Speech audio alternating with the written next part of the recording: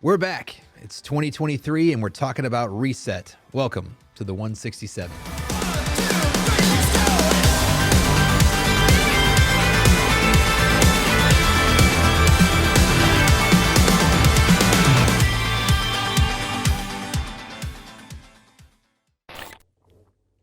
Hey, welcome back to the 167. And it's a new year, and this is the year that these introductions actually matter because with me today is not the same crew, and it's not going to be for a couple of weeks. Pastor Rick is on sabbatical, and so here today bringing us the message and talking about what we talked about on Sunday is Pastor Cameron Lazier. What it do?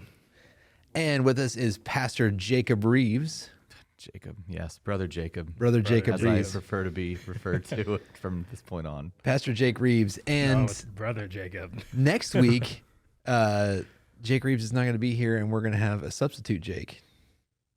Right? Or is that the week after? No, it's 2 weeks. 2 weeks. No, I'll be here next week. Don't So worry. stay tuned because these intros are going to get more and more elaborate. Because it's going to get crazy because next week I'll host, and then the week after that I'll be gone. That's and right. Then I'll be back, and so Yep. yeah, don't worry about it. So it is a new year, and you're going to have to pay attention here on the 167. So this week, Pastor Cam brought us the first message in our series, Reset. The first one. The first one of two. One of two. Half of the messages are already done. you So, go. Pastor Cam, we were talking a little bit about resetting our lives, times that we need to reset. So I just want to start off with the question. I'll start off with just a regular life answer, and then we'll talk about spiritual question on that. But what is it? One of those things in your life that you're just like, I just got to reset it. Like something goes wrong, and you're like, I just need a reset. So we were talking earlier. I'm like, for me, Apple products in general. Yep. Like I'm going on a PC, I can do like a run command and but every time like something goes wrong on my iPhone or an iMac, I'm just going to shut it off and turn it back on because half the time, That's what you do. yeah, it fixes it. But what about you guys? What's something that like you gotten into it and you're just like, I just need to turn this off and turn it back on. I need a reset. I think for me, immediately because I was thinking about Apple products, we have a 3-month-old at home. And so a lot of times when, and you guys have kids, so you understand, especially when you're younger, when you're too tired, when things are going on, hey, let's just reset. Let's just go to bed early. Let's just put the bath time routine on, swaddle them up, feed them, and go to bed because we can't do anything else anymore. We got to reset and we got to redo what we're doing because he's screaming his head off and it's insane. Yeah. So that's for me. In my head, I just heard that beam, boom, boom, boom. Yeah. Like just Yeah. Please reset. put him to bed. Please, let's go. Let's reset today. Let's see. Well, the one that comes to my mind immediately, since when I first came to New Life, I was the tech director as well as creative arts pastor for almost 2 years, I think, before we even had somebody on part-time. And the amount of times people probably don't realize the number of systems back in the booth. Oh, yeah. That we make it easy for volunteers, but the systems themselves are complicated. And most of the time, it doesn't make a lot of sense to try to like some things you can troubleshoot. But most of the time, it's just turn it off, turn it back on. Because it's all about sequence of turning on and off. But because I love, as those who've listened to the 167 and my turf history, I can say that back in the day, whenever I had Bermuda grass in my yard, there'll be lots of people that will try to sell you stuff to try to get rid of it. The best thing you can do is just kill your entire yard. Kill your entire yard and Start from scratch, huh? Like, honestly, I can grow a new yard from scratch way easier than I can try to control something back. And doesn't mean I kill my yard every year, but it just if I It's show like up, pouring bleach on the Yeah. soil. What are you doing, Jake? it's like if we show up at a new house or whatever, if it's not already decent, I'm like, well, some year I'm gonna come in and I'm just gonna kill this whole thing because that's gonna be way easier than everything else. But yeah. There you go. That's good. nice. I did not know that. So what about when we think about our lives, when somebody comes in and they need a reset, what do you think are some of those situations where you're like somebody comes into you and you're like, Pastor Cam, Pastor Jake, this is what's going on in my life. I'm like, hey, listen, you just need to pour grace all over that sucker and just clean slate it. Yeah. I think a lot of times usually it's me, but usually I know at home it's kind of like if I come back home hot, it's usually like, okay, I need to reset before I, bring in what I have, like from the outside, from work or from just personal life back into the house. And so usually what I do is when I pull into the driveway, when I pull into the garage, I just sit there for a second and I just kind of breathe. And to make sure that when I come at home with Casey and now Amari, I'm not like bringing that whatever it is that I have that's might be anger, it might be frustration, it might be whatever it is, to bring that into the house. And now I'm projecting on the family. I'm like, hey, let me just take a break, let me just reset, let me breathe, let me hang out in the car for a second till I go back in. So it's not like now it's just a hostile environment that didn't need to be hostile. And Casey's like, what are you doing? And I'm like, I'm sorry, I had a bad day. Oh, yeah. Does Casey ever come and be like, Cam, you've been sitting in your car for like 30 minutes. What are you doing? Penny has come out and like, because I'll do the same thing, because I'm like, all right, take a moment, let's reset, and it won't be terribly long, but because Penny will recognize the sound of my truck coming up, and so then she'll open the garage door and she'll just look at me like, Dad, what are you doing? Yeah. And I'm like, hey, I need a moment. I'm taking a moment so I don't yell at you, which I'm yelling at you right now. I need my heavy metal playlist. Yeah. I think the hardest thing for me, well, personally, but also just like a lot of the people I work with here at the church, it's like people that are stuck in habitual sin. And I think it's easy to give yourself grace the first time. And I think it's harder the second and third time. Oh, yeah. You know, where it's like, I come in and I go to Freedom Ministry, I find freedom, and it's like, oh, I just feel so good about this. And then like the first time you fall back into it, it's like, well, I can't tell anybody that I fell done. back into It's this. over. Yeah. And you go right back into, no, I'll just fix this. Like, Yeah. I got grace the first time, now it's up to me to fix this. And even in my own like that, it's like, okay, well, I yelled at my wife, yelled at my kids or whatever. And it's just like, well, thank you, Lord, for your grace. I'm sorry about that. And then it's like the next time I get angry, I'm like, I'm just gonna, like, I'm gonna handle it. It's like, no, you got to keep applying that grace. Yeah. So, my question kind of bridges off that is, we were talking about, God offering us grace and God offering us a reset. So when God offers everybody that grace and that reset, so why do you think it is that we have such a hard time taking it? That we have our natural inclination is to overthink things, is to, I'm going to fix this, I'm going to redeem myself, I'm going to do all these things. Why do you think that, knowing that that is a harder thing to do, why do you think we still gravitate towards that?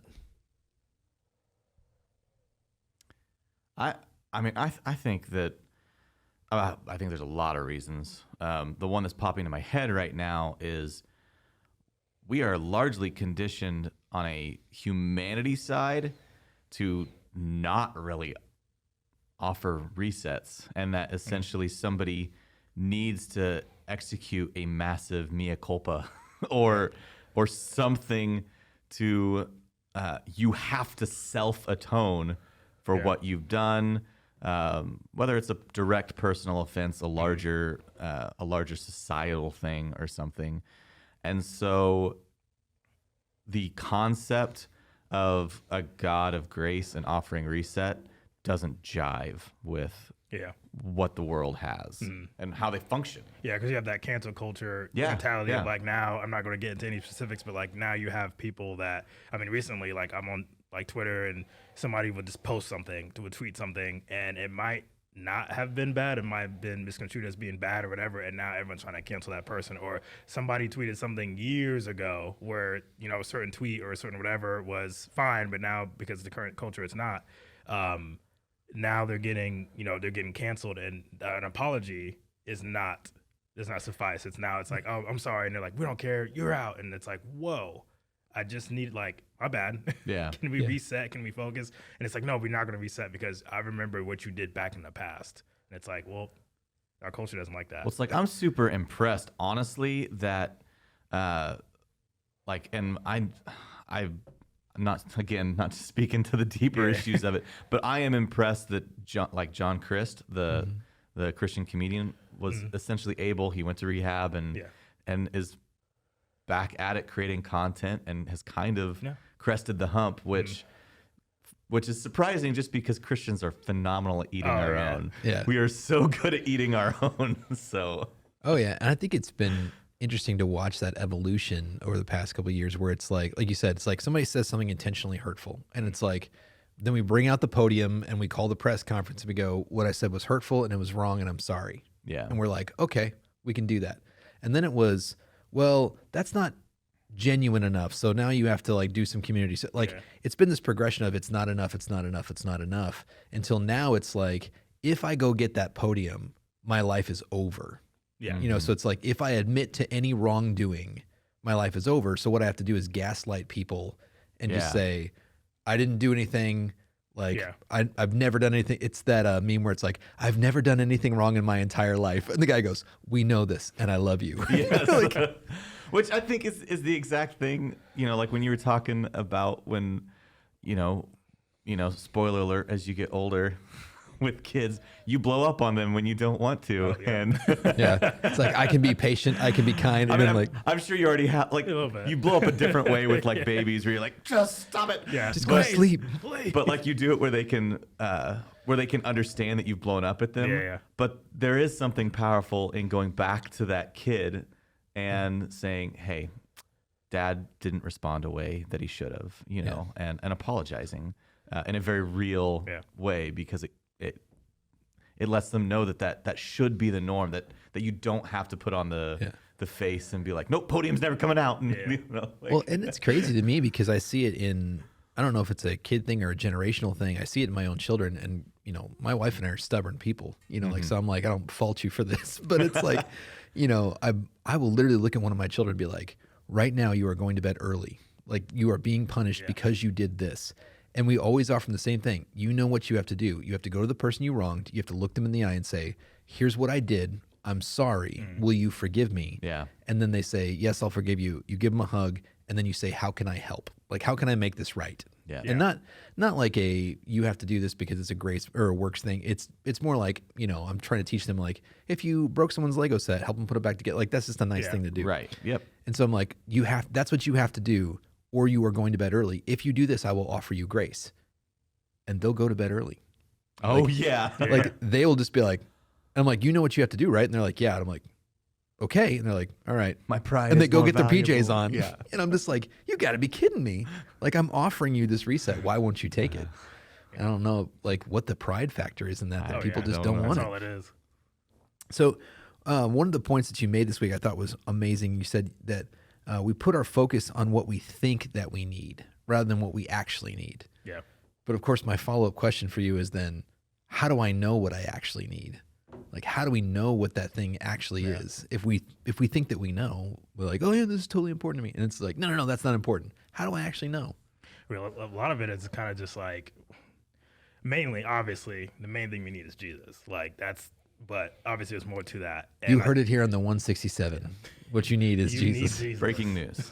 Breaking news. If you don't know that now, I hope you know now, you need Jesus. But I think a lot of it too is seeing, like, okay, how is that really working out? How is the thing outside of you, like the things that you think you need, how is that really working out for you? So I think a lot of times it's like, okay, what I really need is more money. Okay, well, you get more money. Well, guess what? When you have more money, what do you want? You want more money, because now, like, was it more money, more problems? I was like, the whole time, I'm like waiting for the setup. When you have more money, you know what you, and I'm like, more problems, more problems, more problems. Like, you know what you want? Oh, that's not it. We're all waiting for We're it. all waiting for it. I wish I'd never said it and we just cut the podcast. So anyways, when you have more money, you want more money. Yeah, because you have more problems, so you need more money, and so, but it's in a whole bunch of different things of just like, you know, you strive for more things. It's like, you know, I think of, there's guys in the gym, and it's like they always want to be stronger. They always want to be like, there's guys that bench 300 plus pounds. I'm like, why do you need to bench 300 plus pounds? Why? You work at AT&T. But, you know, but I just want to be stronger. I don't want to be bigger. Why? Because I just want to. There's something about that. And there's other things in life. There's aspects in life that we can really get into that's just like, you know what? That we strive for that. We think that's going to fix our lives, and it really doesn't. I want freedom and just being able to do whatever I want to do in life. Okay, well, guess what? That's probably not going to work out for you, because if you just have free will to do whatever you want, there's consequences with that. And so I just think, you know, with that, we need to ask ourselves, okay, how is that going? How is the things that we think we need, how is that really working for us? So having an evaluation moment. Exactly. I think that's good, because I talk to my girls sometimes about this, and it's like, I always say reality reasserts itself. Yeah. You know, like you can sit there and go, I'm a bird, I'm a bird, I'm a bird, I'm a bird, and then you try and jump off a cliff, and it's like I'm an armadillo. it's like there's some point reality is going to come back and smack you in the face. Yeah. And you can either choose to then go, I don't know why I couldn't fly. It's probably because I'm a bird, but I'm really a chicken. I'm a flightless bird. And I'm like, no, you're an idiot. Yeah. Like it's going to reassert itself. What do you think, Pastor Jake? How do we know what we really need? Jesus. Jesus. I mean, like, this has been a large part of my testimony where I have sat in, prayer rooms and prayed, I remember when I was in a band and I just prayed, God, I pray that we could tour. And we started touring, and we were touring with people. And I remembered, like, I was having conversations with these guys and they were absolutely miserable. The step of, like, they were on labels, ahead of us, and they were talking about people that were ahead of them, bands that I had grown up listening to forever that were dealing with alcoholism, getting divorced, and just miserable. And the only reason they went on the road was because they needed to be able to pay for life. And so I had that. I'm like, okay, I guess I don't really want that. And so then I leaned hard into my, my turf grass career, and I was managing sports fields. And I remember praying to God. I'm like, man, I really like the science of this. And I feel like I'm really, I'm constantly demeaned by the people because they view it as a very lowly profession. And I'm like, but like, I'm spending hours of my life learning the science. I'd love to be able to like be higher up. And then God lines up a thing where I end up going to K-State to do research for it because I thought that's what I wanted. And God had to show me that it was like, you don't really want it because that whole time I'm in church, I'm getting plugged in, I'm worshiping, and that is the thing that's lighting up my life the most, the more time I'm spending with Jesus. And so even though these things were quote unquote good, and they are still very valid things, every time I spent with Jesus just reminded me that those things are gonna pass away. Yeah. And it's Jesus. That's what lasts. That's the kingdom, and investing in that and loving that. And so, yeah, I don't know. I think that's a great thing that you can do is test the things, not test the Lord, but like take part in the kingdom, dig in your Devo time and see how that makes you feel versus you want to get massive at the gym. Cool. Like, does that feel, does it feel good not being weak and brittle? Yeah. Yes. But Yeah. but And at the same time, that's just even something of like even looking like through what you're talking about and thinking through like I go to the gym, 5 days a week, and this past couple of days I've had the opportunities to just have conversations with people, pray for people, like hear stories about what's going on in like not only their life but their friends' life, and then praying for them. And there's like a older guy, his name's Fred. He's a youth pastor up in church in Overland Park. He's been doing youth ministry for 50 years. So he talks to me all the time, and like, dang, good job, Fred. Yeah, good job, Fred. You are a hero if you're listening. Probably not, but we'll get you soon. Yeah. But those conversations, I mean, obviously, like it's between sets. So like Fred talks a lot. So like I'm sitting there like, hey, I got my music blaring in my ear, and I'm like in my pocket, my AirPods, whatever, and I'm like in my head, the back of my head, I'm thinking, I want to work out. I don't have all the time in the world. Like my pump is going away. You got 300 pounds to get to by the end of the year for your squat. Yeah, your I got things to do. I got things to do. But then I'm really thinking, you know what? I think like this is important.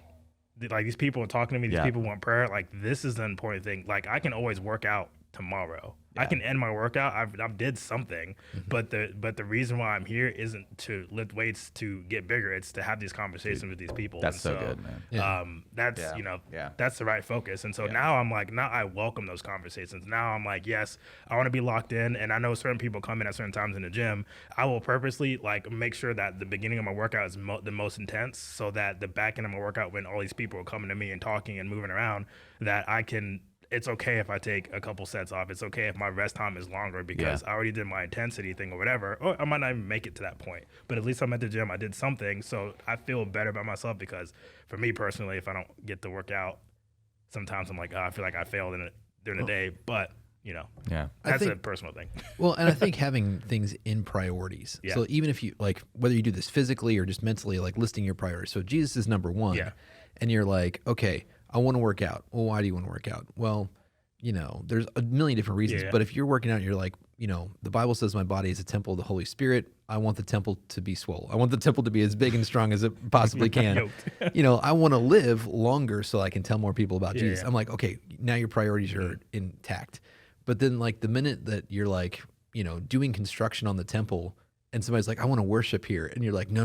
Get out of here. Yeah. Like I'm working on the expand, Yeah. like that's the point where it's just like, hey, I want you to pray for this person. No, God. Yeah. Like I was talking to my brother this week and I said, what's weird is I think we're in this weird period where it's like intellectualism. Like people are listening to podcasts, they're educating themselves and it's great. And people I think can convince themselves of anything logically. And then I always just want to be like, show me. It's like, well, I think that, Jesus, I'm like, well, show me. It's like, well, because like people will be like, well, Jesus is the most important thing in my life. Cool. Go talk to that waitress about Jesus. Yeah. Oh, no, that's embarrassing. Show me. You got to show me that Yeah. these are your priorities. So if, like you said, if it's like, well, going to the gym is a priority. Well, how many times did you go this week? It's True. just like, Yeah. like one. Like, no. Yeah. Show me. So I think that knowing where your focus is, I think there has to be action that backs it up. Yeah. It's like I always want, oh, my family's a priority. Well, really, because you work like 65 hours a week, Yeah. That's true. I like that. so you got to show it. So as we're wrapping up here, last thing I had is just what are some helpful tips you think for spiritual reset this year? So somebody's like, yeah, I feel like that's me. I've got some areas of my life that I just need to start over at. What is your quick tip? I mean, I'll lay out that I think you gotta be. It feels trite, but it needs to be said. You gotta spend time in the Word. Like Yeah. I think trying to do a spiritual reset with Jesus when you're not spending time with Jesus is insane. And so, but I think take a little bit of that mentality from Pastor Cam, where it's like this year I have one of my goals was. I've been doing really well at like getting time away with Jesus, but it was kind of sporadic, like some days I'd get 40 minutes and then other days I just wouldn't. And so I'm like, okay, I want every single day, I want 10 minutes. Now I know most of the time it ends up going way longer than that. Yeah. But I'm like, I know that if I set that threshold, and it's funny because you were talking about that this morning, and I literally, because the kids were going crazy, I had to make the call between, do I go down? I wanted to run a couple miles, or I needed to do my time and I'm like, I'm gonna go spend time with Jesus. Yeah. And so, and it sucks because I'm probably gonna feel like physically off a little bit today because I didn't do anything. But spiritually, I know that I needed that forward, and stuff got off kilter, and so I'm like, well, I'm gonna stick to that at least. And so, I think. And going back to what you said, Pastor Lucas, having lots of grace for yourself, because if you're man, I want to re-engage with Jesus, and you're like, maybe you said you're like, I'm going to read through the Bible this year. Awesome. Well, guess what? You're probably going to fall behind at some point. I'm not speaking that over you, but I'm just being realistic. We've been there. I've been there. Has anyone hit every single day on the Bible reading plan I'm gonna be without honest, fail? I did not finish day 3 of my Bible. So, but if you get a gap, be like, it's okay. I'm gonna catch up. Yeah. Or even if you're 10 days or 20 days behind, don't stop. Who cares if you finish January 10th the next year? Yeah. Like, you are getting so much more out of by staying consistent with Jesus than you are by hitting some imaginary goal of the calendar year. That is literally one of those areas where sometimes you just need to be like, you know what? I'm just going to skip the 20 days that I'm off and go back to the day that I'm on. Sure. Yeah. 100%. Oh yeah, I think for one tip that I had for reset is rest. I think that's like the main thing that I was really thinking about and thinking through. That's because you have a new baby and you're sleep deprived. Please, I actually sleep pretty good, so I sleep pretty well in my house. It's awesome, but not trying to gloat. But really rest. I think yes. With that, not really. I don't think it's really sleep. It's like, I think for me, just the back half of the year since September, I just feel like my mind has been going. I haven't really been able to like rest and then refocus. Yeah. I've been so focused on like, okay, when's Amari coming? And then Amari's here, and then like the new dad life, the new family dynamic. But then it's also like we have conference coming up. We did conference, and then we have, you know, Christmas services. And I know you more than me. Like you had to do all this. You Christmas still ser- had classy Christmas, yeah, man? classic We got- Christmas. We had all these services and all this stuff, like baptism, all these things, and like I never had the opportunity to sit down and like rest. And I think the past couple weeks leading up to this year, kind of taking some time, being like, hey, I'm gonna really just rest. I'm gonna do some things I need to do, but I'm also gonna take some time to play video games, to enjoy what I like to do, to not really think about things, and just kind of turn off for moments out of the day or a day or whatever it is, just because I personally need to rest so I can refocus, so I can get ready for this next year. And that's been tremendous for me as like getting into this next year of going, okay, I feel rested, I feel refocused, I feel like we can go. And so I think that's the biggest thing is like, hey, what's the biggest tip to help you reset is to rest. Amen. Like if you're not going to rest first, if you're not going to rest at all, like you're not going to reset well unless you're rested. That's true. Yep. Yeah, absolutely. I don't know. Like I said, I feel like the tip that I always give everybody for like a spiritual reset is like that, give yourself grace. And then something really little, like when you're talking about making time for Jesus and like doing that, is I tell people to resolve to pray out loud. Oh, yeah. Yeah. And so I'm like going, because I feel like it forces you into a place where you're going, if I'm going to pray out loud, I'm not going to do that like in the cafeteria at work, you know, like, or in Yes. Wendy's, you Yeah. know, like I'm going to be like, Oh, you could. well, you could, but it's like, but probably what I'm going to do is I'm going to sit in my car, I'm going to turn the radio off, Sure. you know, or I'm going to like wait till my kids go to bed and I'm going to sit in my living room by myself. You know, it's like a lot of times we're like, I'll pray in my head. And it's like, but really you're in this super chaotic environment. Somebody comes up and taps you on the shoulder, you know, like Yeah. Yeah. it's this really weird thing. It's hard to stay engaged. And like, I just think about all the times where I was even just listening to somebody that they were talking about getting in trouble for praying, or, you know, like people in the Bible that got in trouble for praying. And I'm like, well, if they were just like thinking really hard, how did anybody know that they were praying? And it's because the answer is that they prayed out loud. Yeah. Yeah. Like they would talk to God.